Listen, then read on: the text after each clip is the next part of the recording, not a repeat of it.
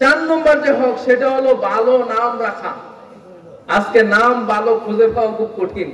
বাংলা ইংরেজি মিলিয়ে, বৈশাখী খানম, আরো অনেক নাম আপনারা জানেন যে বাংলা রতন, এগুলি মুসলিমদের নাম না। সম্মানিত উপস্থিতি, একটা হাদিস শুধু বলি যে কিয়ামতের দিন আল্লাহ রাব্বুল আলামিন তার বান্দাকে তার নামে এবং তার বাপের নামে ডাকবেন। চিন্তা করেন যে কিয়ামতের দিন আপনি যখন আল্লাহ রাব্বুল আলামিন ডাকবেন যে আব্দুর রহমানের ছেলে আব্দুর রহিম কোথায়, বলেন তো?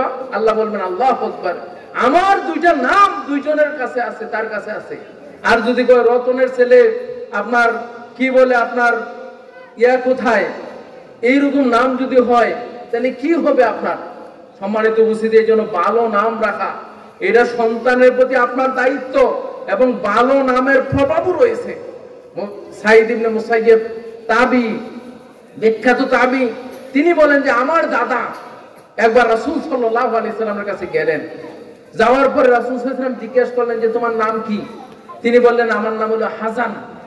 তখন রাসূল সাল্লাল্লাহু আলাইহি সাল্লাম বললেন যে না, তোমার নাম হাসান না, এই নামটা ঠিক না। তখন তিনি বললেন যে আমি আমার বাবা যেই নাম রাখছে এই নাম আমি চেঞ্জ করতে চাই না, মানে আমার দাদা বাবা যেই নাম রাখছে এটা চেঞ্জ করতে চাই না।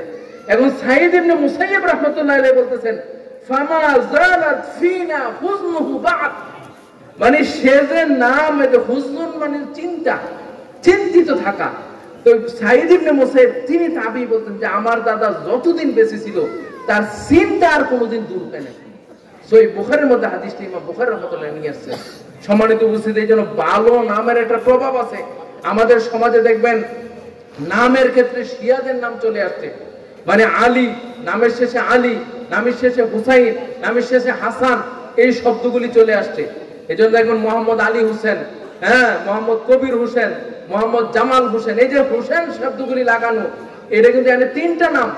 মোহাম্মদ একটা নাম, মোহাম্মদই একটা নাম, অথচ আমাদের দেশে মোহাম্মদের নাম খুঁজে আপনি পাবেন না। বরং সবার নামের আগেই মোহাম্মদ আছে, কিন্তু এটা আবার নামও না, বরং নামের শুরুই হয় মোহাম্মদ দিয়া। কিন্তু মোহাম্মদই একটা নাম, যেটা আমাদের নবী মুহাম্মদ সাল্লাল্লাহু আলাইহি সাল্লামের ছিলেন, এবং অনেক ইমামের নামও ছিলেন ইমাম মুহাম্মদ। আপনার ইমাম আবু হানিফার একজন ছাত্র ছিলেন ইমাম মুহাম্মদ রাহমাতুল্লাহ আলাইহি। সম্মানিত উপস্থিতি, এই জন্য নামের একটা প্রভাব আছে। এই জন্য নামকে রাখতে হবে ভালো নাম। সন্তান জন্মগ্রহণ করার পরে আরবি সুন্দর নাম আপনারা রাখতে পারেন। এই ক্ষেত্রে নবীদের নাম, কোরআনে 25 জন নবীর নাম আসছে, এই নবীদের নাম রাখতে পারেন। নূহ রাখতে পারেন, ইব্রাহিম রাখতে পারেন, ইসমাইল রাখতে পারেন, দাউদ রাখতে পারেন, সুলাইমান রাখতে পারেন। এগুলিতে কোনো ভেজাল নেই, যেহেতু আল্লাহ রাব্বুল আলামিন কোরআনে তাদের নাম উল্লেখ করেছেন। 2 নম্বরে আপনারা রাখতে পারেন সাহাবাদের নাম, যেই নামগুলি রাসূল সাল্লাল্লাহু আলাইহি সাল্লাম মুখ দিয়ে উচ্চারণ করেছেন। আবু বকর, ওমর, উসমান, আলী, তালহা, জুবায়ের, যেই নামগুলি রাসূল সাল্লাল্লাহু আলাইহি সাল্লাম তার মুবারক মুখ দিয়ে উচ্চারণ করেছেন, তিনি কখনো বলেন নাই যে এই নামটা ঠিক না। সম্মানিত উপস্থিতি, নাম রাখতে পারেন তাবিঈদের নাম, নাম রাখতে পারেন ইমামদের নাম।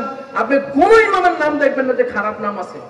যত ইমাম আপনি দেখবেন, ইমাম আপনার যে মাযহাবের 4 জন ইমামের কথা বলেন, হাদিসের যে প্রসিদ্ধ 6 জন ইমামের কথা বলেন, আপনি যত তাফসীরের, হাদিসের, ফিকহের যত ইমাম দেখবেন, কোন ইমামের নাম যে খারাপ আপনি পাবেন না। সকল ইমামের নাম হলো ভালো ভালো সুন্দর সুন্দর নাম।